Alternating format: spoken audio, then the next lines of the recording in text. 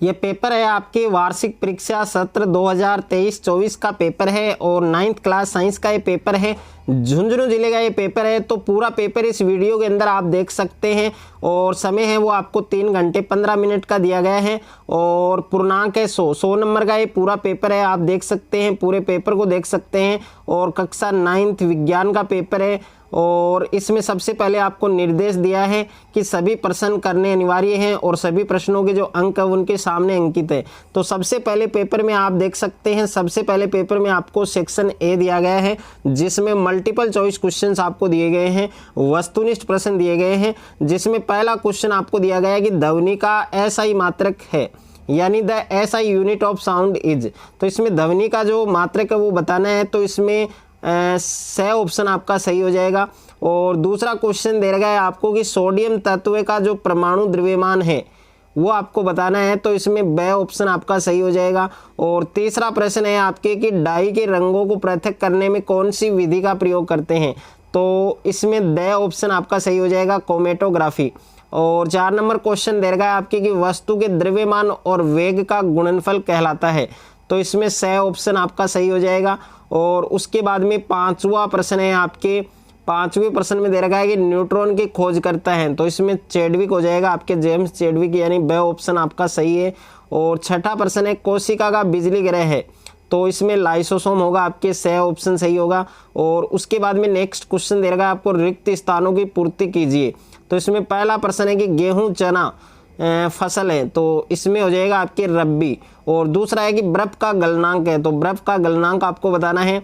और प्रश्न संख्या 9 है कि रक्त के तरल भाग को क्या कहते हैं। तो रक्त का जो ब्लड होता है उसका जो लिक्विड पार्ट है वो प्लाज्मा कहलाता है। और 10वां क्वेश्चन है कि द्रव का गैस में परिवर्तित होना क्या कहलाता है। और 11वां क्वेश्चन है कि आपको उस उत्तक का नाम बताना है जो एक विभाज्य उत्तक है और पौधों की वृद्धि वाले भागों में पाया जाता है। और 12वां क्वेश्चन है कि मधुमक्खी पालन तथा प्राप्त करने के लिए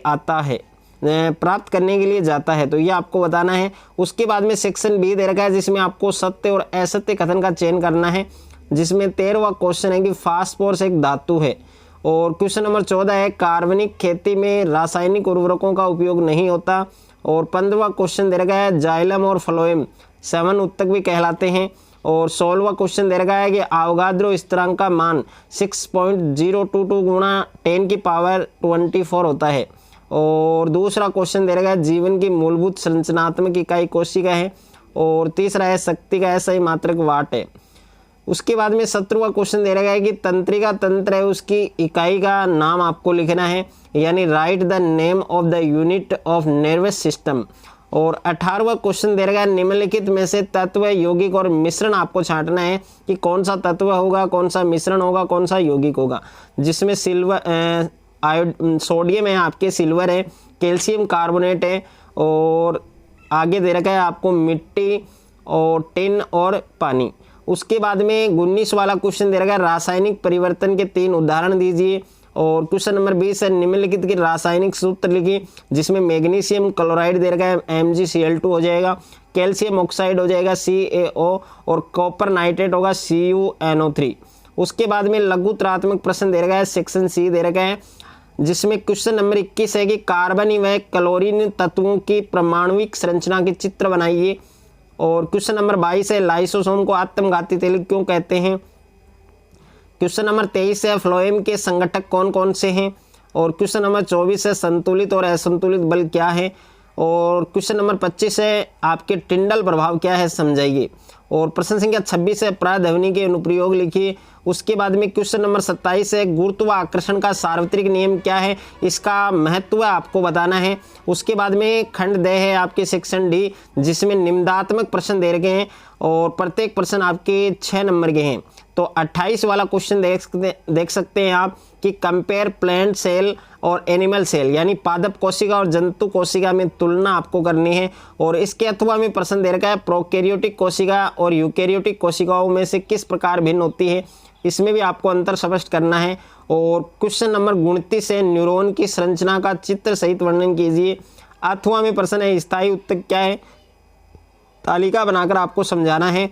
और क्वेश्चन नंबर 30 में आपको 3 प्रश्न दे रखे हैं, जिसमें पहला है चाल और वेग में अंतर बताइए, और दूसरा है गाड़ी का ओडोमीटर क्या मापता है, तीसरा है त्वरण क्या है, और अथवा में प्रश्न दे रखा है किसी कार पर ब्रेक लगाने पर वह गति के विपरीत दिशा में 6 मीटर प्रति सेकंड स्क्वायर का त्वरण उत्पन्न करती है।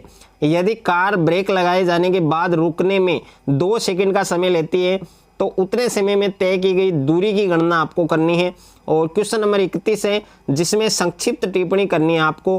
पहला है आपके विद्यालय की घंटी ध्वनि कैसे उत्पन्न करती है, दूसरा है ध्वनि तरंगों को यांत्रिक तरंगे क्यों कहते हैं, तीसरा क्वेश्चन दे रखा है मान लीजिए आप अपने मित्र के साथ चंद्रमा पर गए हुए हैं, क्या आप अपने मित्र द्वारा उत्पन्न ध्वनि को सुन पाएंगे, कारण सहित आपको लिखना है। तो प्यारे बच्चों ये पूरा पेपर आप देख सकते हैं। इस पेपर का जो पीडीएफ है वो आपको टेलीग्राम चैनल पर मिल जाएगा, जिसका लिंक मैंने डिस्क्रिप्शन में दे दिया है। अगर आपको ये वीडियो अच्छा लगे तो वीडियो को आप ज़्यादा से ज़्यादा बच्चों के साथ शेयर करें, ज़्यादा से ज़्यादा वीडियो को लाइक करें, और चैनल पर आप नए हैं तो चैनल को आप सब्सक्राइब कर लीजिए और साथ में नोटिफिकेशन बेल को प्रेस कर लीजिए।